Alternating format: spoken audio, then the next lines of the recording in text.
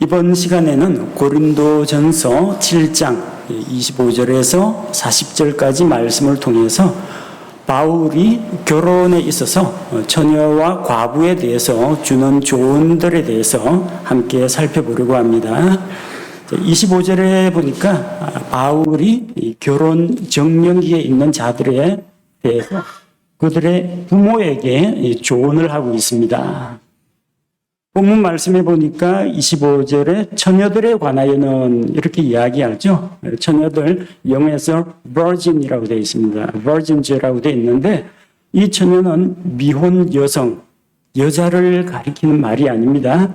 미혼 남녀 모두를 가리키는 표현입니다. 그래서 동정들이라고 남자와 여자를 아울러서 동정들이라고 번역한 성경도 있습니다.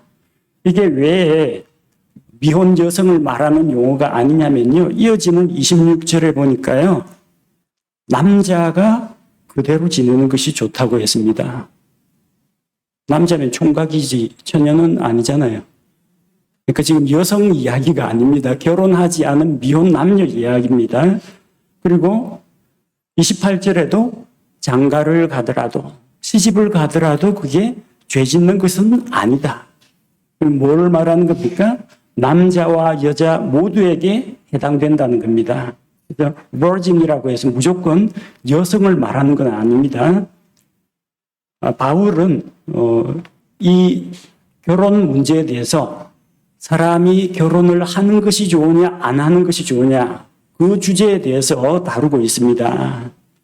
예수님께서는 복음서에서 그리스도인 남녀가 반드시 결혼을 해야 하느냐, 그렇지 않느냐, 이 문제는 다루신 적이 없습니다. 가정의 소중함, 결혼의 신성함, 이혼을 하지 말라, 간음하지 말라, 이런 말씀은 하셨지만, 과연 반드시 결혼을 해야 하느냐, 하지 않아도 되느냐, 이 주제는 다룬 적이 없습니다. 근데 바울이 주의 긍휼로 하나님의 긍휼을 입어서 신실하게 된 자로서 자기 판단을 제시하는 겁니다. 자, 왜 이렇게 자기 판단을 제시하느냐? 고린도 교회 안에서 결혼 정년기에 있는 자녀들을 둔 부모들이 결혼 문제에 대해서 바울에게 조언을 구했습니다. 거기에 대해서 이제 바울이 답을 하는 것입니다. 자, 바울은 이 답변을 하면서 자기 판단을 그들에게 준다고 했습니다. 25절에 뭐라고 했어요? 내 판단을 주노라. 이건 조금 우리가 주의해서 읽어야 합니다. 내 판단을 주노라. 그럼 이거는 하나님의 말씀이 아니라 바울의 판단이구나. 이렇게 생각할 수도 있습니다. 그러나 이것이 하나님의 말씀이 아니라 바울의 주관적인 의견이다. 그렇게 생각하시면 안 된다는 겁니다.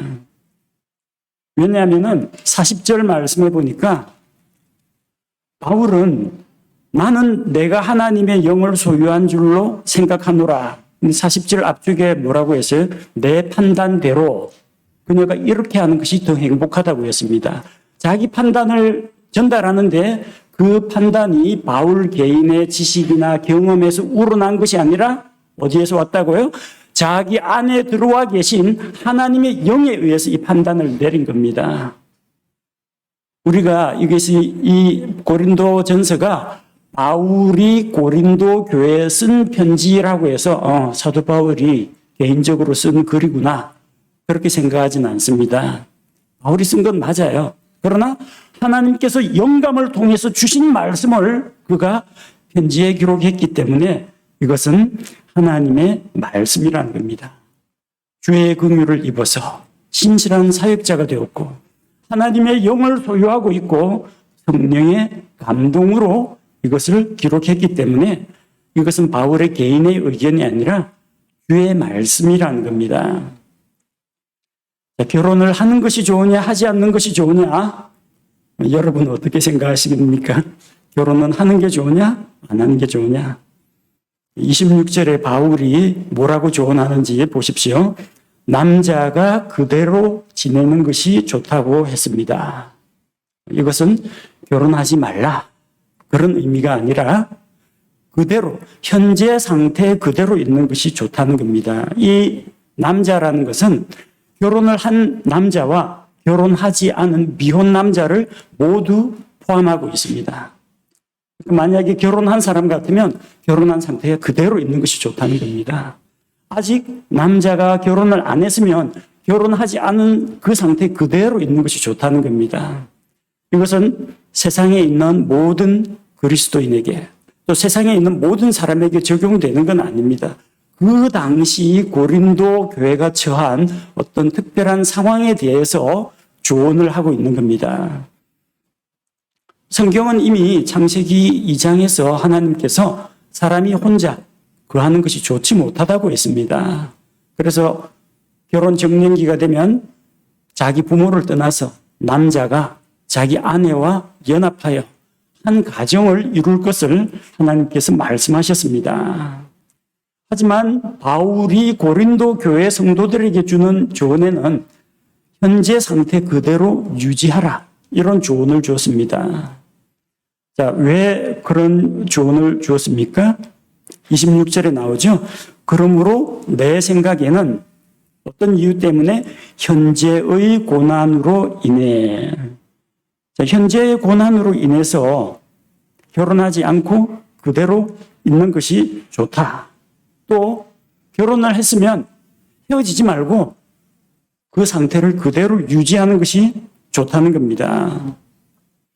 자, 현재의 고난으로 인해라는 이 말은 당시 고린도 지역에 있었던 어떤 정치적인 혹은 경제적인 압력이나 신앙으로 인해서 믿는 자들에 대해 세상 사람들이 핍박하는 그런 환란이 있었기 때문입니다. 그래서 바울이 이런 조언을 주는 것입니다. 자, 그대로 있는 것이 무엇을 말합니까? 27절에 나오죠. 내가 아내에게 매여 있느냐? 저는 결혼했기 때문에 아내에게 매여 있습니다. 벗어나려 하지 말라. 벗어나고 싶지 않습니다. 현재 상태 그대로 결혼 상태 유지하는 것이 좋습니다. 내가 아내에게서 놓여 있느냐? 아내와 사별했을 수도 있고요. 아내가 아직 없는 사람도 있습니다. 아내를 구하지 말라. 지금 그 상태 그대로 유지하라는 겁니다. 물론 이것이 결혼하지 마, 그런 권면은 아닙니다. 28절에 보니까 그러나 내가 장가를 가도, 미혼 남자가 장가를 가더라도 혹은 사별한 남자가 새로 짝을 얻기 위해서 장가를 가더라도 그건 죄 짓는 게 아닙니다. 처녀가 시집을 가도 죄를 짓는 것은 아닙니다. 이것은 죄냐 죄가 아니냐 그런 문제가 아닙니다. 바울이 강제적으로 어떤 처방을 내리는 그런 상황이 아니라는 겁니다. 그러나 그런 자들에게는 고난이 있을 것이라고 했습니다. 결혼 자체가 고난은 아닙니다. 결혼하면 참 얻는 것이 많습니다. 정신적으로도 안정이 되고요. 경제적으로도 안정이 되고 부모의 간섭이나 영향력으로부터 독립하게 되고요.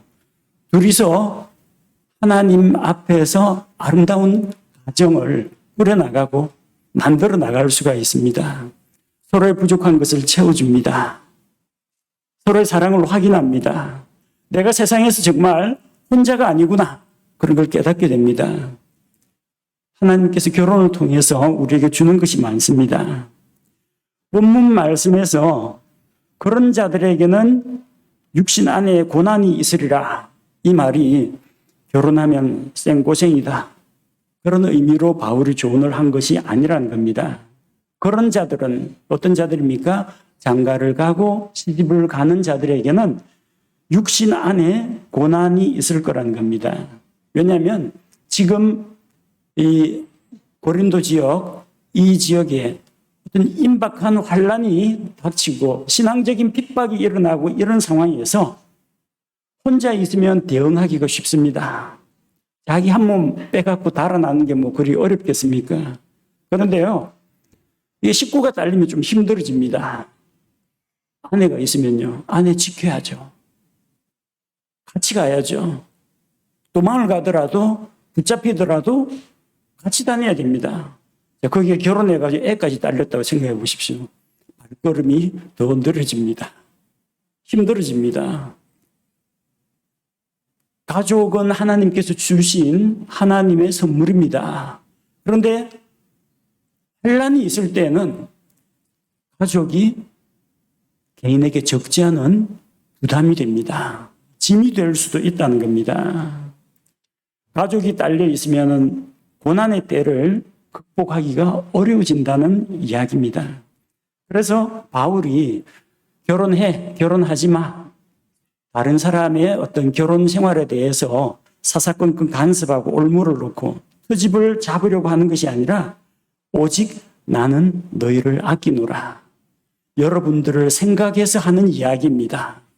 임박한 환난을 생각해서는 현재 상태에 그대로 있는 것이 낫다는 겁니다.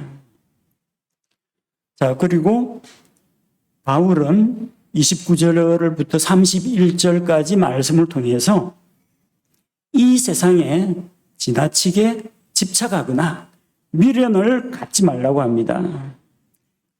29절 말씀해 보니까 그러나 형제들아 내가 이것을 말하노니 때가 단축되었으므로 이제 남은 시간이 얼마 없다는 거예요.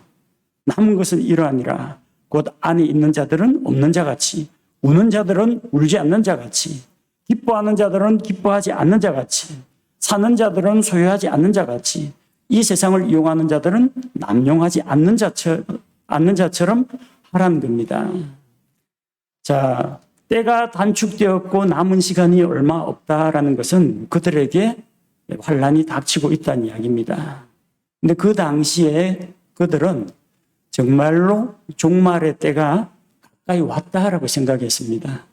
아직까지 예수님은 우리에게 오시지 않았습니다. 하늘로 올려가신 그 예수님께서 자기 성도들을 데리러 다시 오시진 않았습니다. 그러나 이 고린도 교회의 성도들은 언제나 마라나타, 주께서 임하시느니라, 주께서 곧 다시 오십니다. 이런 예수님의 다시 오심에 대한 소망 가운데 살았습니다. 세상이 힘들고 핍박이 심해지고 신앙으로 인해서 억압을 받을 때마다 그들은 다시 오실 주님을 기다리는 그 재림의 신앙 가운데에서 살았던 것입니다.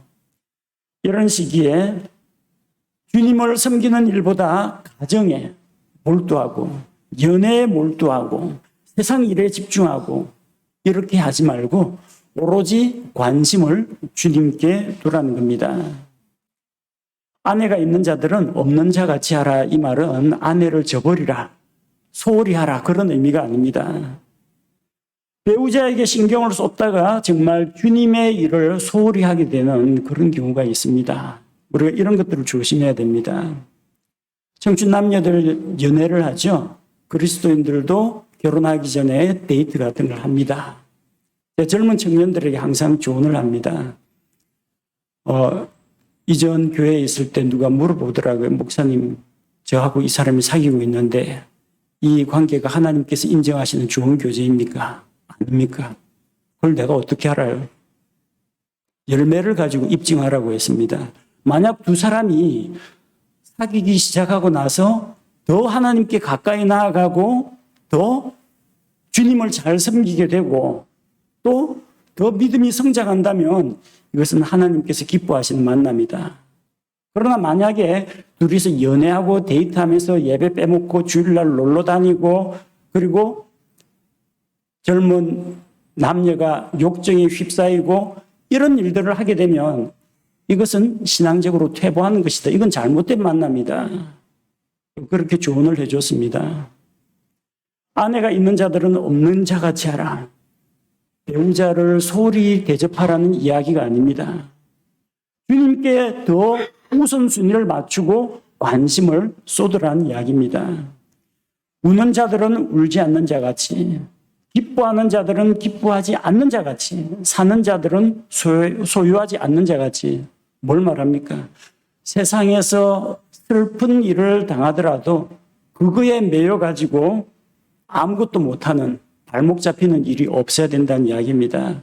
세상에서 억울한 일 당했습니까? 세상 사람들로 인해서 눈물 흘렸습니까? 울지 않는 자 같이 하십시오. 그냥 무시하십시오. 그 슬픔이나 눈물이 천년만년 가는 거 아닙니다. 주님 다시 오셔서 모든 눈물을 제거해 주십니다. 기뻐하는 자들은 기뻐하지 않는 자 같이 하십시오.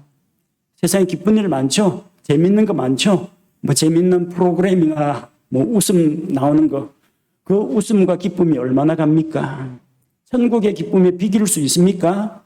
이 세상에서 우리가 누리던 쾌락이나 기쁨은 잠깐입니다. 세상에서 기쁘고 좋은 일이 있으면 거기에 심취해갖고 거기에 빠져들지 말라는 겁니다. 더 큰 기쁨과 영광이 우리를 기다리고 있습니다. 그게 보십시오. 멀리 보십시오. 영원한 것을 바라보십시오. 물건을 사서 가지고 있는 자들은 소유하지 않는 자 같이 없는 것처럼 사십시오. 새로운 자동차를 샀다. 새 아파트를 장만했다. 축하하고 기뻐하고 좋은 일입니다. 그러나 거기에 매달려 가지고 나는 땅을 샀으니 가봐야겠다. 나는 소 5개를 샀으니 시험을 하러 가야 되겠다. 세상 일에 자꾸 신경 쏟다가 정작 중요한 것을 놓치는 일이 없도록 하라는 겁니다. 이 세상을 이용하는 자들은 남용하지 않는 자 같이 하라. 과하게 사용하지 않는 자처럼 하라는 겁니다. 우리 이 세상에 있는 거 많이 사용합니다. 이 세상에 있는 음식 먹고 살아야죠. 근데 과용하지 마십시오. 남용하지 마십시오. 음식 자체가 목표가 되어가지고 먹는 것에 탐닉을 한다라든지, 혹은 어떤 이는 뭐 재미있는 영화 드라마, 그거 보는 거 괜찮습니다. 정수 순환에도 도움이 되고요. 텔레비전 같은 거, 뉴스 정보 같은 것도 우리가 수집을 해야 되고 알고 있어야 됩니다. 그러나 그 남용하지 마십시오. 스마트폰 사용한 편리한 점 많죠. 연락도 해야 되고 신문도 봐야 되고 날씨도 알아봐야 되고 영화 같은 것도 봐야 되고 남용하지 마십시오. 계속 성경은 안 읽고 스마트폰만 계속 넘기고 유튜브 동영상만 보고 이러다가 후송세월 하다가 주님 오시면 주님 앞에서 뭐라고 이야기할 겁니까?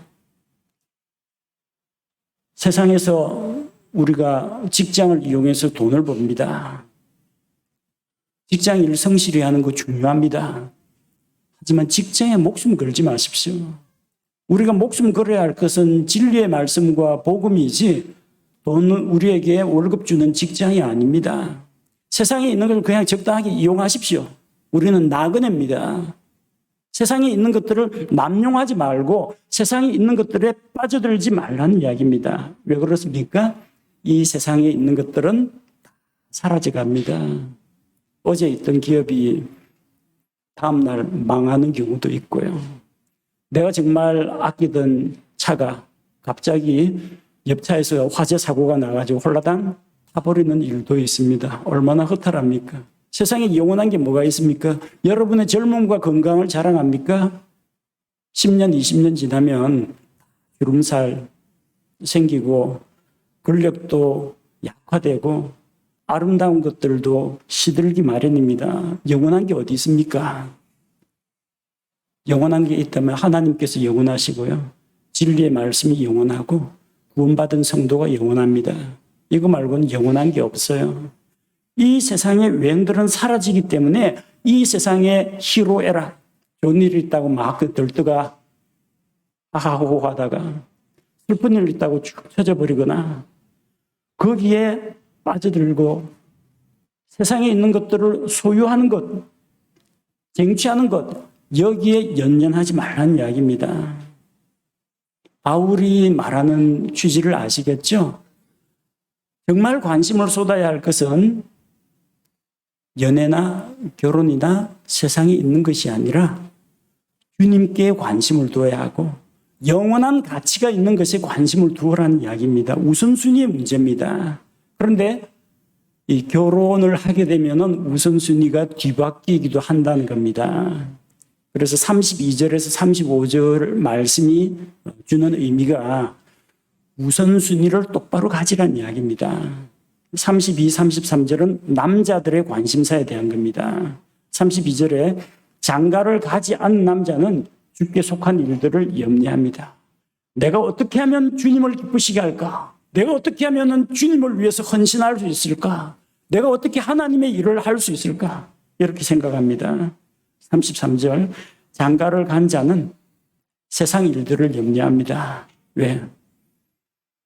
결혼해서 가정이 있으니까 이제 벌어 먹여 살려야 될 거 아닙니까? 그래서 직장에서 어떻게 하면 상사한테 잘 보여야 되고, 어떻게 하면 작업 성과를 내야 되고, 실적을 올려야 되고, 세상이 이래 더 관심의 폭을 넓히게 됩니다. 그리고 또 사랑하는 아내가 있죠. 어떻게 하면 아내를 기쁘고 즐겁고 행복하게 만들어줄까, 이런 행복한 상상을 합니다. 아내를 위하는 게 나쁜 일은 아닙니다. 그러나 결혼하게 되면요, 그만큼 우선순위가, 주님께 드릴 우선순위가 떨어질 수가 있다는 겁니다.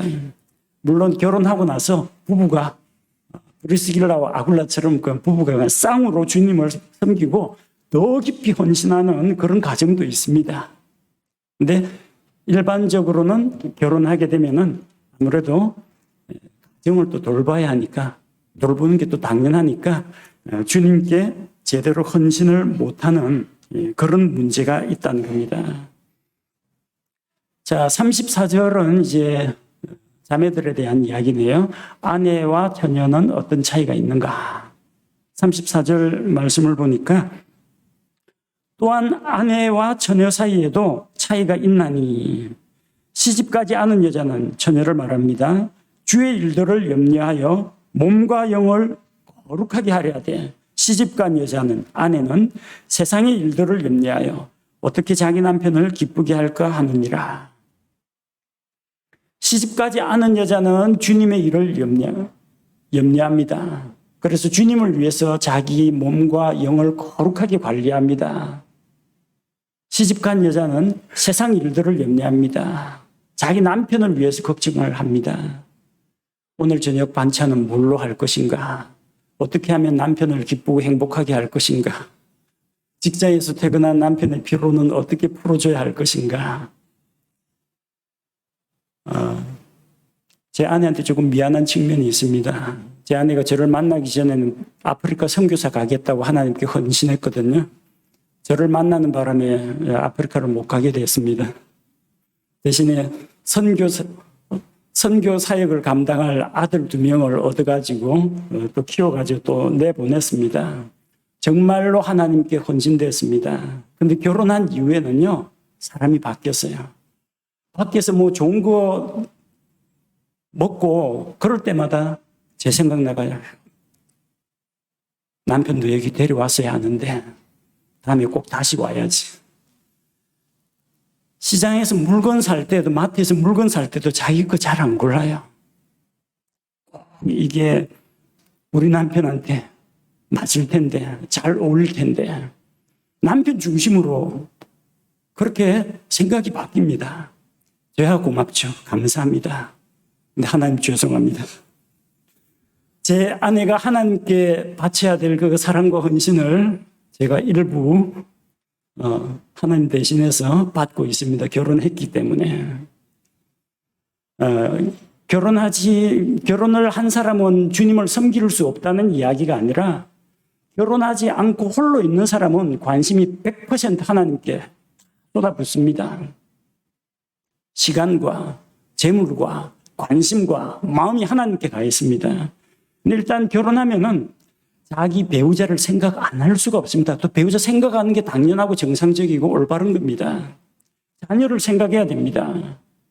그러니까 관심이 분산된다는 이야기입니다. 주님께 100% 헌신하지 못한다는 겁니다. 이 산 증인이 누군지 아세요? 사도 바울 자기 자신입니다. 바울은 이야기했잖아요. 나처럼 그냥 홀로 지내는 것이 낫다라고. 바울 보십시오.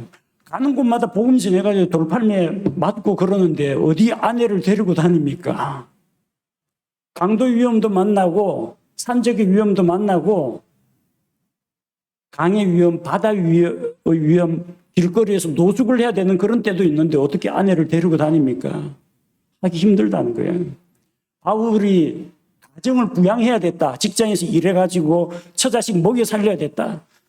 선교 여행 어떻게 합니까? 가족을 부양해야 되는데 바울은 그런 점에서는 자유로웠던 것입니다. 그러니까 나처럼 그대로 지내는 것이 낫다. 바울이 자기 의견을 주는 겁니다. 바울이 이런 권면을 주는 것은 35절 말씀처럼 내가 너희 자신의 유익을 위해 이 말을 하노니, 성도들 잘 되라고 하는 이야기입니다. 고린도 교회 성도들이 어떻게 하면 하나님 앞에서 바르게 서고 어떻게 하면 더 하나님께 헌신할 수 있을까? 이 관점에서 그들의 유익을 위해서 이런 조언을 하는 것이지 그들에게 올무를 놓고자 함이 아닙니다. 결혼하지 말라, 금욕 생활을 하라, 이런 올무를 놓고자 하는 것이 아닙니다. 합당한 것을 추구하게 하고 성도들이 흐트러짐 없이 주를 섬기는 일에 전심전력할 수 있도록 이 조언을 준 것입니다. 물론 이것은 모든 사람에게 일괄적으로 적용되는 그런 어떤 규범은 아닙니다. 36절에서 38절에 나오는 말씀은 각 사람이 자기 형편에 맞게 적용해야 합니다. 이 본장에 나오는 고린도전서 7장에 나오는 이 결혼에 대한 말씀은 무슨 율법이나 규칙처럼 꼭 지켜야 되고 어기면 죄, 그런 규정이 아닙니다. 다만 결혼 생활에 두루 통용되는 일반적인 원리를 이야기하는 겁니다. 그래서 각 사람은 이 결혼의 원리를 잘 이해하고 이것을 자기 상황에 맞게 적용해야 됩니다. 그러니까 36절에 보니까 어떤 사람이 자기 딸이 결혼 정년기를 넘기는 것이 합당하지 않다라고 생각되면 이러다 딸 노처녀로 결혼도 못하고 가정도 못 이루고 늙어 죽겠다. 그게 염려가 되면은 결혼시키면 됩니다. 또 마음이 확고하고 부득이하게 하는 일도 없고 자기 뜻대로 할 수 있어서 전혀 딸을 시집 보내지 않고 데리고 있겠다. 그래도 잘하는 겁니다. 이것은 맞고 저것은 틀렸다. 그런 게 아닙니다. 그 가정과 그 사람에게 어떤 것이 나은지 잘 판단해 보라는 겁니다. 바울의 견해는 무엇입니까? 38절 말씀처럼 딸을 시집 보내는 자도 잘한다. 시집 보내지 아니하는 자도 잘한다. 근데 더 잘한다. 그렇게 이야기했습니다. 그래서 결혼을 하거나 하지 않거나 거기에 대해서 바울이 간섭을 하는 게 아닙니다. 그러나 당시 상황, 고린도 교회가 처한 상황을 통해서 볼 때 곧 닥칠 임박한 환란을 생각할 때는 그냥 그대로 지내는 것이 더 낫다라는 그런 조언입니다. 그리고 39절 말씀해 보니까 그리스도인의 재혼에 대한 이야기가 나오죠. 결혼의 유효기간은 언제인가? 창세기 2장 24절에서 하나님께서는 그러므로 사람이 자기 부모를 떠나 아내와 연합하여 둘이 한 육체가 될지니라. 이렇게 말씀하셨습니다. 결혼은 남자, 여자, 살아있는 육체 사이의 결합입니다. 그래서 만약에 둘 중에 한 육체가 죽으면은 이 결혼 언약은 깨어지는 겁니다. 바꿔 말하면은 이 결혼 관계는 아무도 깨뜨릴 수가 없어요. 두 사람을 갈라놓을 수 있는 유일한 것은 죽음입니다. 그러니까 죽음 이외에 배우자와 갈라서는 일은 없어야 한다는 겁니다. 로마서 7장 3절에서 그런즉 만일 그녀가 자기 남편이 살아있을 때 다른 남자와 결혼하면 간부라 불릴 터이나 그녀의 남편이 죽으면 그녀가 그 법에서 해당되나니 혼인 언약에서 벗어납니다. 그러므로 그녀가 다른 남자와 결혼할지라도 간부가 되지 아니하느니라. 오직 죽음만이 부부 사이를 갈라놓을 수가 있습니다. 죽기 전에는 남편과 아내와 헤어질 생각하지 말라는 이야기입니다. 배우자와 사별했을 경우에는 결혼 언약에서 벗어나기 때문에 다른 남자나 다른 여자와 재혼하는 것도 가능합니다. 그러나 사별 후에 재혼을 한다면은 오직 주 안에서만, 그 재혼도 주 안에서만, 같은 믿음 안에서만 결혼하라는 겁니다. 40절 말씀은 하지만 사별 후에 재혼을 하려는 자들에게 바울이 조언을 주는데 자기처럼 그러나 내 판단대로 그녀가 그대로 지내면 그대로 지낸다는 것은 unmarried. 한번 결혼해가지고 사별을 했지만 재차 결혼을 하지 않고 결혼하지 않은 그 상태를 그대로 유지하는 것이 더 좋다는 겁니다. 그대로 지내면 더 행복하니라. 또한 나는 내가 하나님의 영을 소유한 줄로 생각하노라. 40절 말씀에서 바울은 내 판단을 너희에게 알려준다, 조언한다라고 했습니다. 그러나 이 판단은 하나님의 성령님께서 주신 생각이라는 것을 분명히 하고 있습니다. 우리가 고린도전서 7장을 통해서 결혼에 대한 또 가정생활에 대한 남편과 아내의 관계에 대한 여러 가지 말씀들을 살펴보았습니다.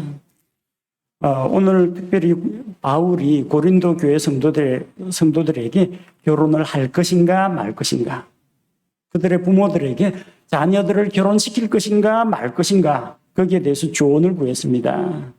바울은 그들에 대해서 명령으로 한 것이 아니라 조언을 주고 각자 선택하도록 했습니다.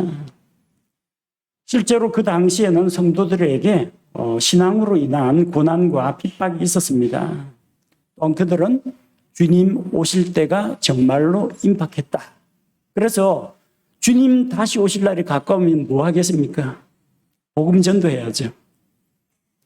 직장 구하고 아파트 사고 뭐 연애하고 데이트하고 이거보다도 주님께 우선순위를 맞춰야 되지 않겠습니까? 그래서 성도들에게 결혼보다는 주님께 우선순위를 맞추고 주님께 관심을 쏟을 것을 권면하라고 조언을 한 것입니다. 성도 여러분, 결혼하신 분도 있고 아직 결혼을 하지 않고 결혼을 준비하고 있는 분도 있을 텐데 우리는 정말 결혼 전이나 결혼 후에나 변함없이 한결같이 주님께 헌신하고 그분을 섬기고 있습니까? 결혼 여부나 배우자가 있느냐 없느냐, 그것보다 더 중요한 것은 우리의 관심이 어디에 있느냐 하는 것입니다. 우리의 관심이 정말 주님을 향하고 있습니까? 결혼해도 결혼 안 해도 주님께만 관심을 두고 있고 주님을 사랑하고 주님께 헌신하고 있다면 결혼을 하거나 하지 않거나 그 자체는 크게 중요한 문제는 아닙니다. 그런 주님께 초점이 맞춰진 사람은요, 결혼했어도 믿음의 가정으로 주님께 더 헌신할 테고요. 결혼 안 하고 독신으로 살면 매이는 게 없으니까 더 열심히 주님께 헌신할 사람이기 때문입니다. 우리의 관심은 세상 일도 아니고 결혼 문제도 아니고 오로지 주님께만 우리의 관심을 드리기를 원합니다. 우리 함께 기도하겠습니다. 하나님 아버지, 오늘 바울이 고린도 교회 성도들에게 결혼을 할 것인가 말 것인가, 아들 딸들을 시집 장가 보낼 것인가 말 것인가에 대한 조언을 주었습니다. 이 조언은 바울의 개인적인 판단이 아니라 하나님의 영을 소유한 바울을 통해서 하나님께서 성령의 감동으로 기록하신 말씀으로 우리가 믿습니다. 아버지 하나님, 우리가 결혼이나 직장이나 세상 일로 인해서 우리의 우선순위가, 주님께 드려야 할 우선순위가 세상 일에 쏠리지 않게 하여 주옵소서. 오로지 최우선순위를 주님께 맞추게 하시고 이 세상 나그네로 잠시 스쳐가는 이 나그네 인생길을 이 세상에서 좋아하고 슬퍼하고 애타하고 집착하고 미련 갖고 이 세상에 너무 깊이 발 담그지 않도록 우리 마음을 다스릴 수 있게 하여 주옵소서.